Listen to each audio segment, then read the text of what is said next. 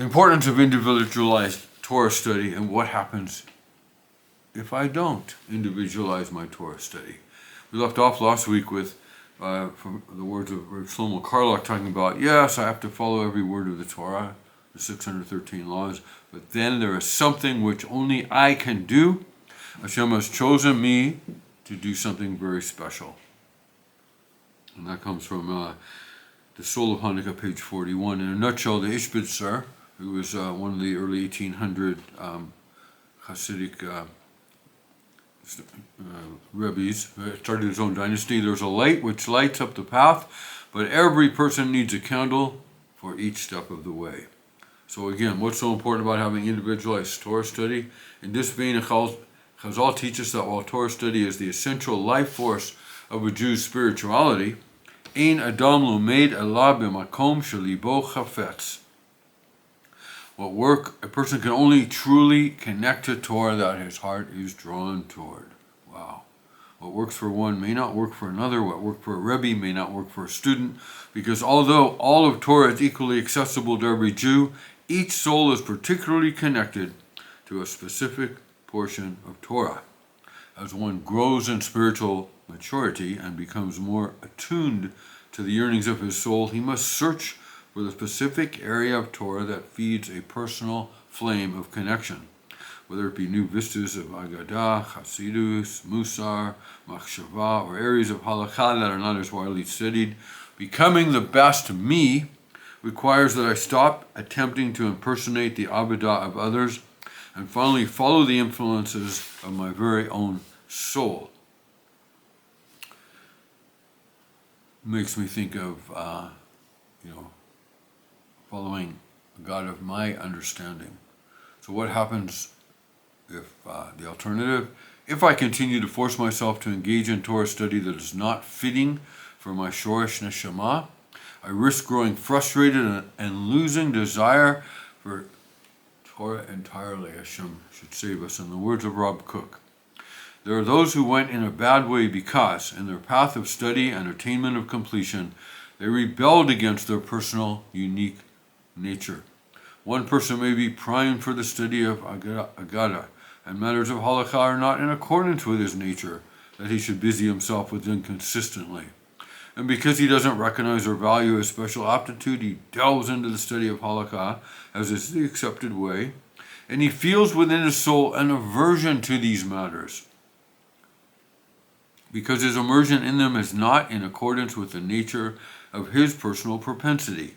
If, however, he would discover his purpose and fulfill it by constantly involving himself with this portion of Torah, which fits his soul's nature, he would immediately understand that the aversion he felt when he was studying halakha did not come about because of an inherent lack in these holy and necessary studies, but rather because his soul was seeking involvement in a different area of Torah.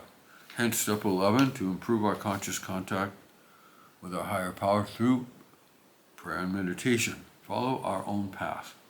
Then he would remain faithful to the holiness of Torah in an elevated manner, performing acts of valor in the area of Torah which is pertinent to him, and helping those whose hands are mighty in halakha by granting them a taste of the sweetness of Agadah.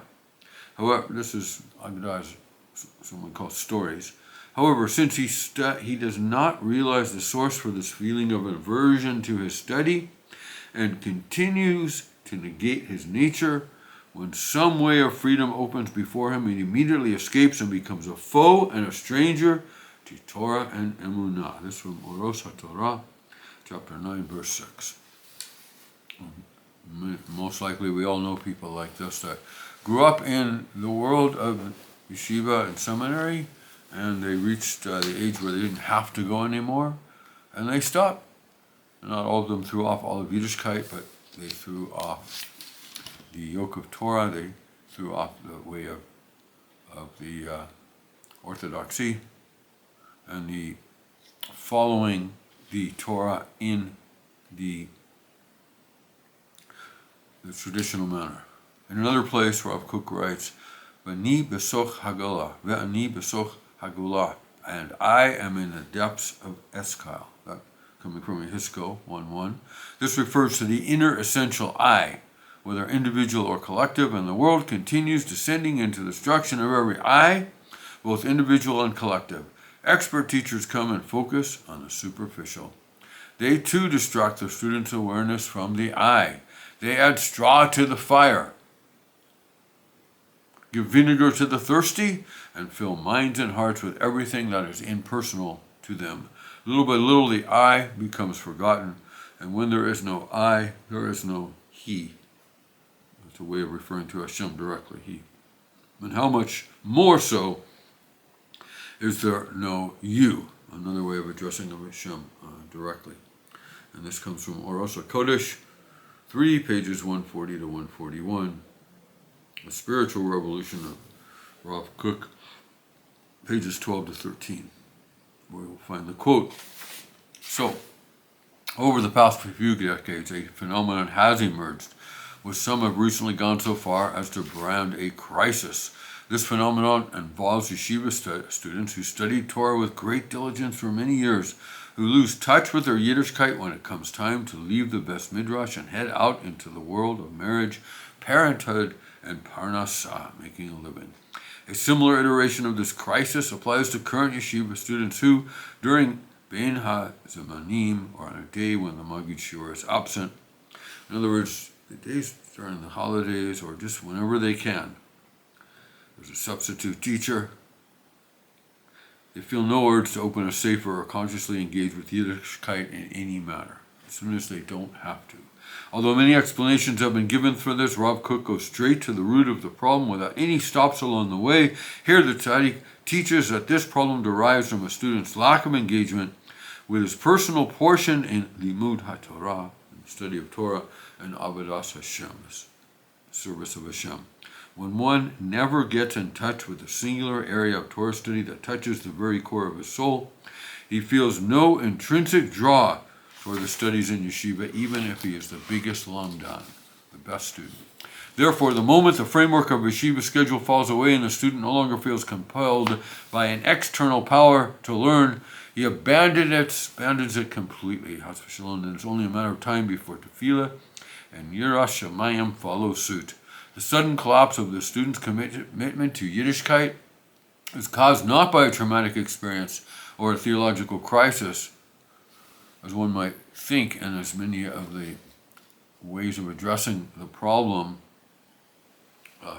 seem to focus on, but by a purely external and practical modification in his life. Everything that relates to the essential nature of his relationship with Judaism is exactly the same as it was yesterday. The fact that an external change like the arrival of Bein HaZemanim or pursuing a parnassah can have such a devastating effect on one's relationship with Avodas Hashem demonstrates that even his apparent devotion of the past was incredibly weak, never coming close to touching the innermost point of his life. In the words of Rav Yitzchak Hutner, it is entirely possible for one to learn with diligence in yeshiva, and yet, based on that, one still cannot evince the person's relationship with Torah. From Pachad Yitzchak, Igros U Kesavim 112. Wow. On the other side of the coin, those who manage to make Yiddishkeit their own, even while still within the framework of the yeshiva's general guidelines, working on tefillah and emunah, and seeking their own portion in Torah study in their free time, experience little change during Bein HaZemanim, or when it comes time to leave the yeshiva and support their families in accordance with the will of Hashem.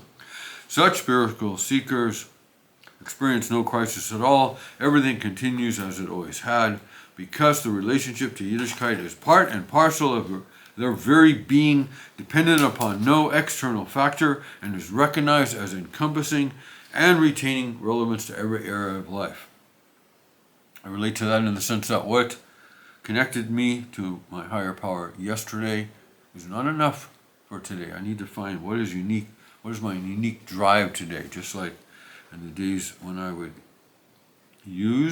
follow the calls of my addictive leanings, my addictions. I needed more, always more, because I built up a tolerance to what worked before. A chassid once complained to the holy Ritzinger, "During the hours I study Torah in the base of Midrash, I experience light and clarity, but the moment I start studying, it's all gone. What should I do?" The tzaddik replied with the following analogy, and I'll close with this for today. When a man walks through a dark forest at night and is joined by a comrade with a lantern in hand, his path is illuminated until they reach a crossroads. Then he must continue on his own, groping in the dark to find the way. However, when a man carries a lantern of his own, he never needs to fear the darkness. May we all merit such.